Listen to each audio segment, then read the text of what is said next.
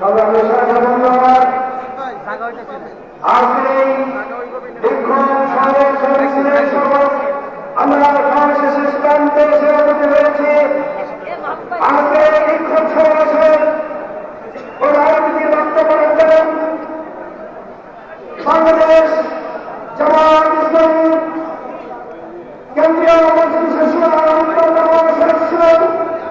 আজকের বিক্ষোভ সমাবেশের প্রধান অতিথি বাংলাদেশ জামায়াত ইসলামী টাঙ্গাইল জেলা শাখার সংগ্রামী আমির, টাঙ্গাইল সদর ৫ আসনের জনমানুষের আগামী জাতীয় সংসদের নির্বাচিত প্রার্থী আমাদের প্রান্ত দায়িত্বশীল মজলুম জনতা জনাব আজহারুল মাসুদ, জনাব আজহারুল মাসুদ।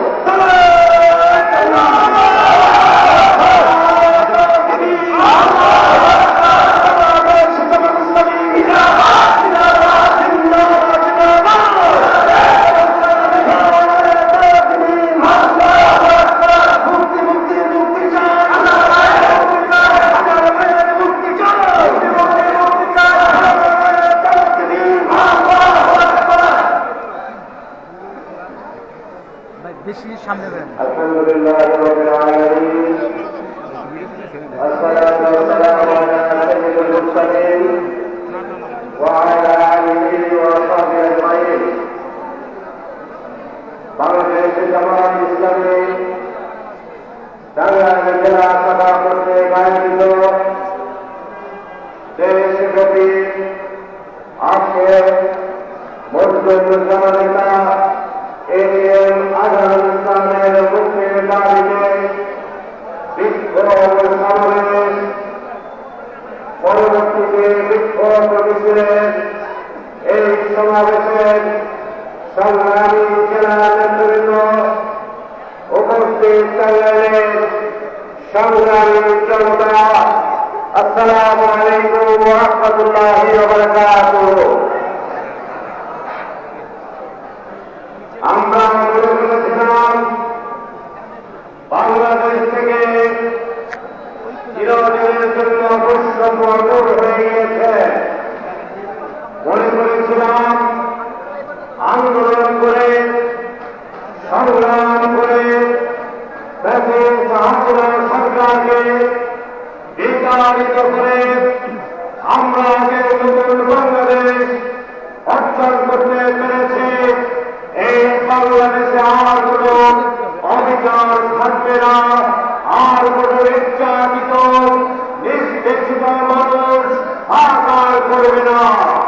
কিন্তু দুঃখজনক হলেও সত্য, আমরা দেখতে পেলাম বাংলাদেশে এখনো বৈষম্য বিরাজমান। বাংলাদেশে এখনো নির্যাতিত মানুষের হাহাকার শেষ হয়নি। বাংলাদেশে অন্যায় নির্যাতন করার, নিষ্পেষণ করার মানুষের অভাব এখনো পড়ায়নি। তারই প্রেক্ষাপটে আমরা দেখতে পেলাম আজকে দীর্ঘ 6 মাস 10 দিন হয়ে গিয়েছে, অনেক মৃত্যুদণ্ড প্রাপ্ত আসামিও মুক্তি পেয়েছেন। আমরা তাদেরকে সাধুবাদ জানাই। যারা নির্যাতনের শিকার ছিলেন তাদের মুক্তি হয়েছে, আমরা সাধুবাদ জানাই। কিন্তু আমাদের আসামি কেন এখনো জেলখানার ভিতরে আছে, এখনো কোনো মুক্তি পাননি? তার জবাব সরকারকে দিতে হবে। পার করেন না। নির্যাতিত নিষ্পেষিত মানুষরা যখন আল্লাহর কাছে ফরিয়াদ করে, তখন আল্লাহর অবিচার যারা করেন, আল্লাহ তাদের উপরে অভিশাপ বর্ষণ করেন। আজ আমাদেরকে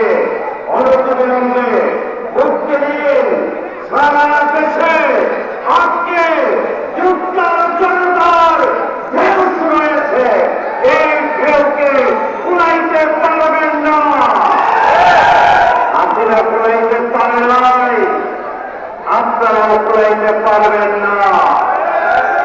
আমি তাই অনুরোধ করছি, অনেকেই কিন্তু রাষ্ট্রপতির নির্দেশনায় বিশেষ ক্ষমতায় মুক্তি পেয়েছেন।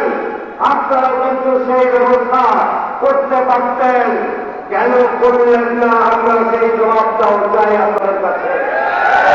জবাব দিতে হবে।